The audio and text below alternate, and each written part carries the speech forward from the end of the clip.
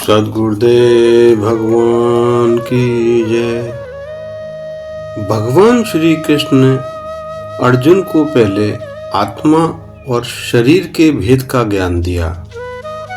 उन्होंने समझाया कि आत्मा नित्य, अविनाशी और शाश्वत है, परंतु शरीर परिवर्तनशील है। यह शिक्षा सांख्य के रूप में दी गई थी, अर्थात तत्वों का विवेकपूर्ण विश्लेषण, जिससे मनुष्य नित्य और अनित्य का भेद समझ सके। परंतु यह केवल जान लेना कि आत्मा अमर है पर्याप्त नहीं है। यह ज्ञान अर्जुन को निष्क्रिय भी बना सकता था। यदि आत्मा अमर है और शरीर नश्वर है, तो युद्ध करना न करना क्या अंतर लाएगा? सब परिवर्तनशील है, तो कर्म का क्या अर्थ है? इस सूक्ष्म संकट को दूर करने हेतु भगवान कहते हैं कि अब तक मैंने तुझे सांख्य योग के अनुसार आत्मा का ज्ञान समझाया, पर अब तू कर्मयोग की उस बुद्धि को सुन जिससे युक्त होकर तू कर्म के बंधन से मुक्त हो सकेगा।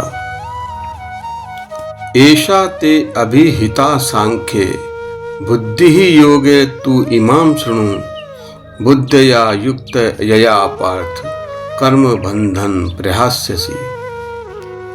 बुद्धया युक्त यया पार्थ कर्म बंधन प्रहास्यसि, अर्थात ऐसी बुद्धि से युक्त होकर तू कर्म के बंधन को त्याग देगा। भगवान कर्म के त्याग की नहीं, बंधन के त्याग की बात करते हैं। कर्म अपने आप में बंधन नहीं है। बंधन उत्पन्न होता है कर्तव्य अहंकार से। मैं कर रहा हूँ, फल की आसक्ति से। मुझे इसका फल मिलेगा, फल वैसा ही होना चाहिए जैसा मैं चाहता हूँ। परंतु जब मनुष्य इन भावों का त्याग कर अपने कर्म को ईश्वर अर्पण की भावना से करता है, तब वही कर्म साधना बन जाता है।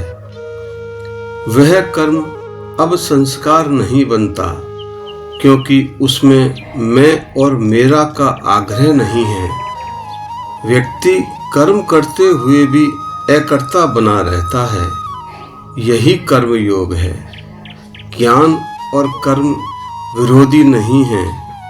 ज्ञान कर्म को शुद्ध करता है और शुद्ध कर्म ज्ञान को स्थिर करता है। यदि ज्ञान निष्क्रिय बना दे तो वह अधूरा है। यदि कर्म आसक्ति से भरा हो तो वह बंधन है।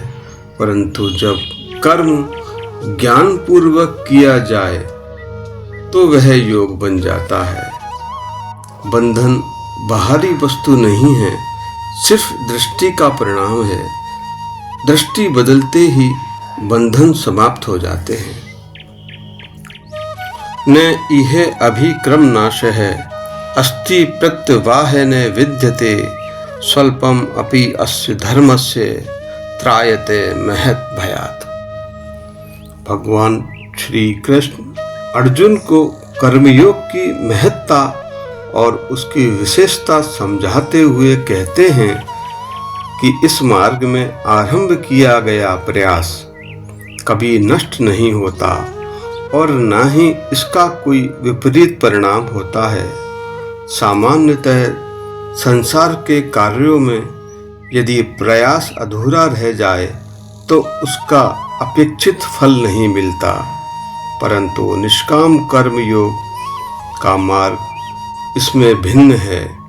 यहाँ किया गया प्रत्येक शुभ प्रयास, चाहे वो कितना भी छोटा क्यों ना हो, साधक के आध्यात्मिक जीवन में स्थायी रूप से जुड़ जाता है, कभी व्यर्थ नहीं जाता। इस धर्म को थोड़ा सा आचरण भी मनुष्य को महान भय से बचा लेता है।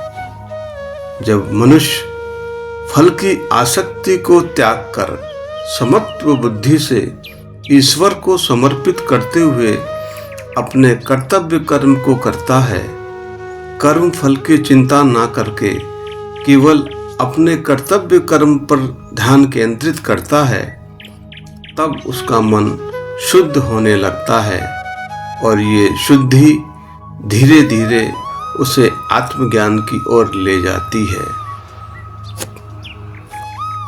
परंतु जब मनुष्य स्वार्थवश कर्म करता है तब वह कर्मों के बंधन में बंध जाता है और उसे उनके फल भोगने पड़ते हैं, और यही बंधन बार बार जन्म लेने का कारण बनता है।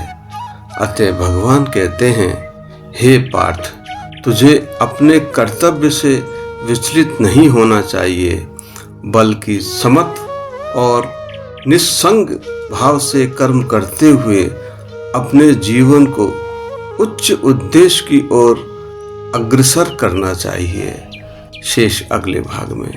जय श्री कृष्ण।